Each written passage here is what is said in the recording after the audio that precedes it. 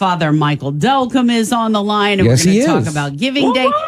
Good. Hey! Yes, good morning. How are you? I love Ian's energy. Oh, man, I'm telling you, Thank he's you. ready to roll. So, Father Delcambre, would you tell us a little bit about Sacred Heart there in Broussard? Talk to us a little bit about your church. Yes, ma'am. We are right outside of Lafayette, kind of a bedroom community of Lafayette.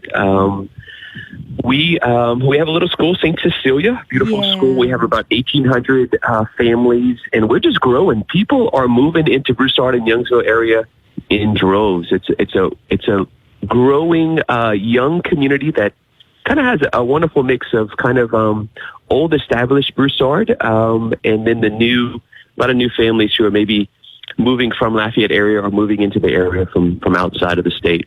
I like that because that just means there's lots of wisdom there and a lot of young people. What a great mix.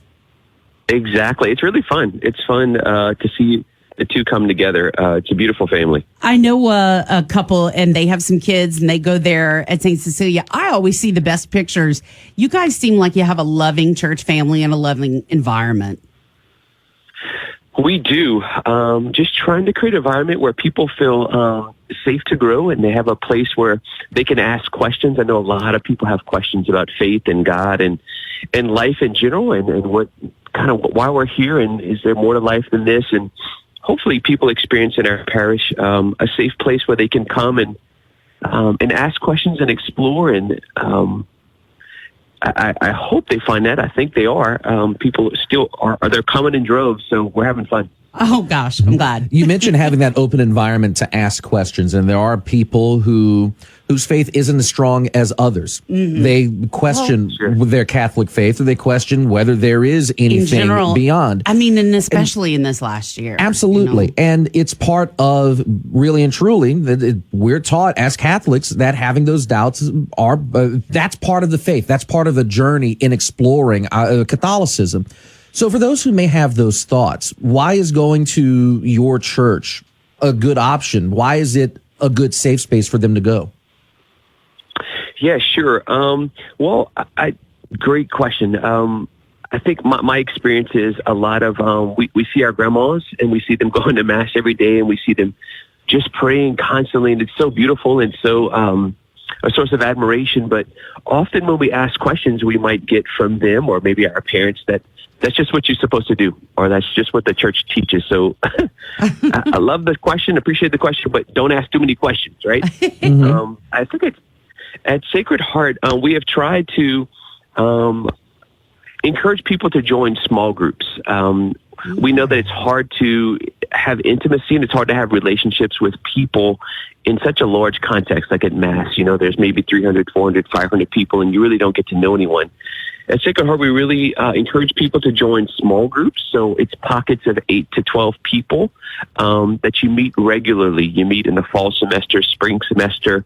You meet kind of every week, and you can choose a course or a track that that fits where you are. So if you have a lot of questions about the faith but really don't know anything about the faith, you can join a small group that is just for beginners. We're just asking basic questions. Who is God? Who am I? Why did he create me? What's my purpose in life? But there's also other small groups with different content like, hey, I believe that there's a God and I know him, but I want to know more about him in Scripture. So there's Bible studies.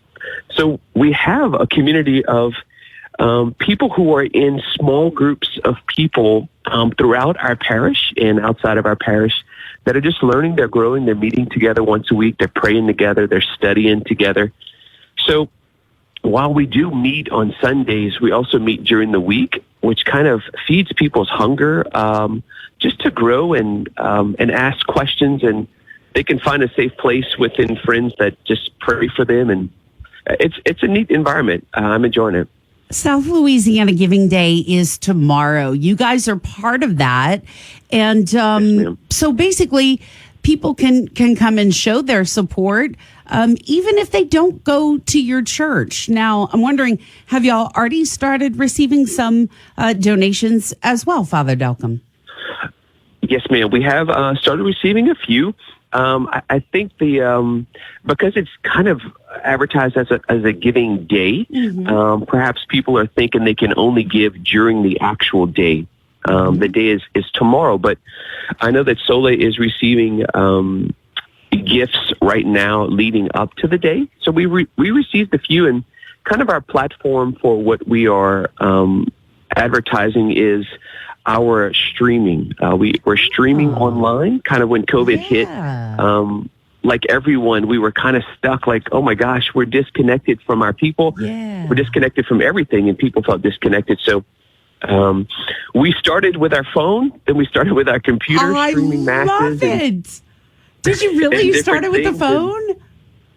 We did start with the phone. We just didn't know what to do. So bring out the trusty iPhone. Yeah, I know. That's so great, because you know what? That, to me, that is faith, right? I mean, that's another example of faith. You're like, hey, we're going to get this done. Yeah, absolutely. Whatever way, come rain, sleet, or snow. So, and we just want to connect with our people, just to help them feel like they belong to something that's important to them, their faith. And we've been able to progress all the way to kind of getting cameras in church, and now we're streaming masses, and we do different things during the week just to kind of help people feel belonging, especially our older community. As you can imagine, they might feel nervous getting out in the community. They might feel nervous leaving their home, especially those in the nursing home. They watch EWTN. It's a national program, and that's nice and all. But when they can see their godchildren, their grandchildren, their own children kind of in mass, and when they can see their own priest, it means a lot. So we've been streaming, and as you guys know, in the kind of entertainment business, it's expensive. Yes. I mean, it's painful. Start buying these cameras and buying cameras, cables, mixing boards, audio mixers. Yeah. By the time you're done, you need to have a second giving day. I mean, we have an incredible audio-visual media guy, and he makes things look beautiful. But when things look beautiful and sound beautiful, that comes with a price tag. So we're just trying to do things right and help people connect with us. And with that, just looking for support for us to keep doing that. Well, Father, I am glad that we got a chance to speak with you, and we've heard so many wonderful things about you, and I hear it now. I'm going to tell you right now, I'm going to go and check y'all out, because I can hear it from your heart, and I think that's great. Ian, I know. Yeah, I have one last question, and this is switching gears a little bit. Yesterday, the diocese and Bishop Desatel announced that the dispensation for Sunday Mass has been ended. Now that some of the restrictions have been pulled, the faithful will now be required to go back to Mass on Sundays if they are physically and healthily able to do so. So for those who may be listening, a quick reminder of the Catholic obligation for Mass on Sunday, but not just that, but the obligation to be good people every day of the week. Yes, absolutely. He did lift it come Corpus Christi, so June 6th, Feast of Corpus Christi, he's kind of reinstating just our obligation. And some people say obligation, I say opportunity, right? It's an opportunity for God to fill us, to teach us, to feed us. Mass is a way to thank God, and we've been so blessed over this past year. There's been so many blessings, right, in the midst of the struggle. So I think almost our bishop is saying, hey,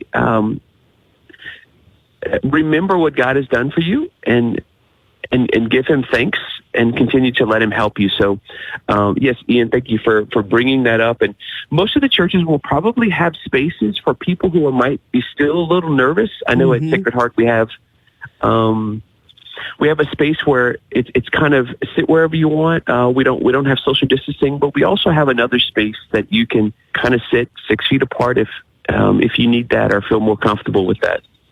I love it. I love it. Well, Father Delcambre, thank you. And we're talking about Sacred Heart of Jesus Church in Broussard. Thanks for letting us talk to you today. I was already in a good mood. Now I'm in an extra good mood. Bernadette, you know what today is? What is today? What is today? It's Wednesday, Bernadette. Woohoo! Is right. The sun's coming up and it's beautiful. Yes. Amen to that. It is a beautiful day. Father Delcambre, we appreciate it. Hope to talk to you soon. And with SOLA Giving Day, best of luck. Hope you guys get all the benefits you can. Yeah. Thank you, brother. Appreciate it. Have a good one, sir. Hey, God bless you. And you too. Thank you.